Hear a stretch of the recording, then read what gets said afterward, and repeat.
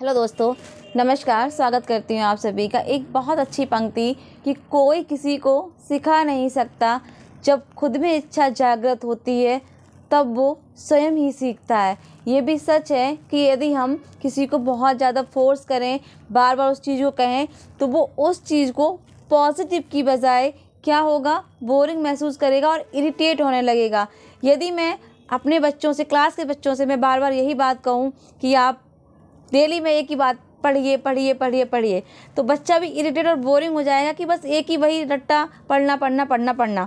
तो यहाँ ये बात एक बच्चों की है कि क्लास में कैसे टीचर बच्चों को अब डील करता है, कैसे बताता है। लेकिन अब हम बच्चे नहीं रहे, हम कर रहे हैं एक ऐसे कंपटीशन एग्ज़ाम की तैयारी जहाँ से हमारी दिशा और दशा दोनों बदलेंगी। तो यहाँ बात कर रही हूँ मैं यूपी टीजीटी पीजीटी एग्ज़ाम की तैयारी को लेकर, क्योंकि कुछ ऐसी महत्वपूर्ण बातें हैं, शायद वो हमने यदि कर ली, अपने जीवन में उतार ली, तो हमें केवल सरकारी नौकरी में ही सफलता नहीं, और भी क्षेत्रों में सफलता मिलने के चांसेस रहते हैं। तो यहाँ पर मैं बात कर रही हूँ कि हम आज भी ये सोच रहे हैं, इस असमंजस में पड़े हुए हैं कि एग्ज़ाम अप्रैल में होगा भी कि नहीं। आयोग से कोई तो डेट फिक्स होकर आई नहीं, कोई नोटिफिकेशन प्रूफ के तौर पर आया नहीं, तो अभी भी इसी डाउट में है। तो भाई इस डाउट को बिल्कुल हटा दीजिए, दिमाग से निकाल दीजिए और ये सोचिए कि एग्ज़ाम अप्रैल में, मई में, जून में, कभी भी एग्ज़ाम तो होगा, ये तो तय है, एग्ज़ाम तो होना ही है। अब इसके साथ यदि हम ये सोचते रहेंगे होगा कि नहीं, तो हम कहीं ना कहीं मेंटली रूप से पढ़ाई में उस तरह का दिमाग नहीं लगा पाएंगे जिस तरीके का लगाना चाहिए। तो यहाँ पर इन चीज़ों को थोड़ा सा, नेगेटिव चीज़ों को हटाइए। एग्ज़ाम होगा होगा ये तो क्लियर ही है, आप तो दिमाग में सेट कर लीजिए और पढ़ाई को प्रॉपर कंटिन्यू करिए। दूसरी बात ये कि अब आज नहीं कल, अभी टाइम है, आज नहीं कल, तो इसको दिमाग से निकाल दीजिए। मतलब आज, अभी और अभी, ये दिमाग में रखिए कि मुझे आज, अभी और अभी ही करना है। जो करना है, करना का मतलब ये है कि पढ़ाई से संबंधित, आपके टॉपिक से संबंधित कि जो करना है मुझे अभी करना है। यदि आप खाना खा रहे हैं, आप खाना बना रहे हैं, आप घर के और काम कर रहे हैं, तो मुझे लगता है आजकल सबके यहाँ एंड्रॉयड फ़ोन है, सबके यहाँ सब कुछ व्यवस्थाएं प्रॉपर सब कुछ है आज के टाइम में, तो आप उसको स्पीकर पर चला के रख दीजिए। एटलीस्ट कानों में आवाज़ तो जाएगी, तो यहाँ से बहुत अच्छा आपका प्रैक्टिस रिविज़न हो सकता है।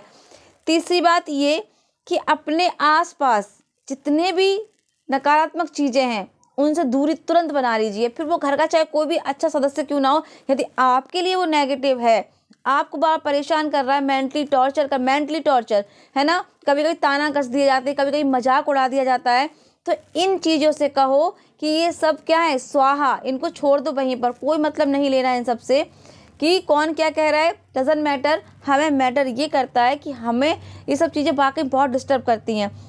यदि हम जॉब कर रहे हैं तो जॉब में भी ऐसे ताना कसी बहुत होती हैं।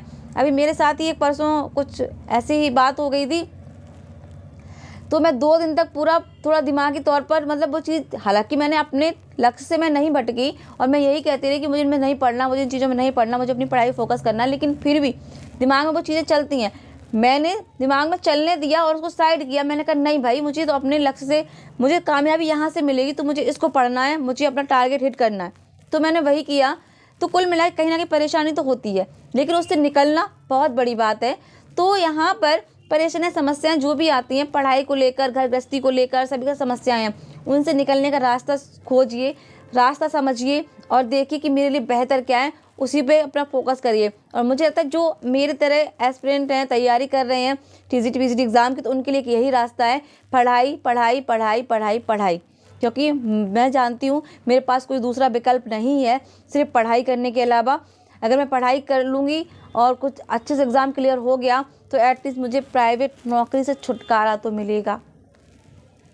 नहीं होती है प्राइवेट नौकरी, बहुत कष्ट होता है। तो यहाँ पर बस और कष्ट आगे ना झेलना पड़े, इसके लिए मैं तैयारी कर रही हूँ। आई होप कि आप सभी बहुत अच्छी तैयारी कर रहे हैं, सब लगे, मतलब अपनी अपनी पूरी जोश से लगे हुए हैं। तो बस यही कहना था कि कुछ बातें हैं उनको ध्यान रखिए और उन चीज़ों में ज़्यादा भटकिए नहीं, परेशान नहीं होना है और कुछ नेगेटिव भी नहीं सोचना है कि भाई सीटें कम है, फलाना ढिकाना, कुछ नहीं सोचना है। हमें तो ये सोचना है कि मेरी तैयारी कितनी बेस्ट हो सकती है।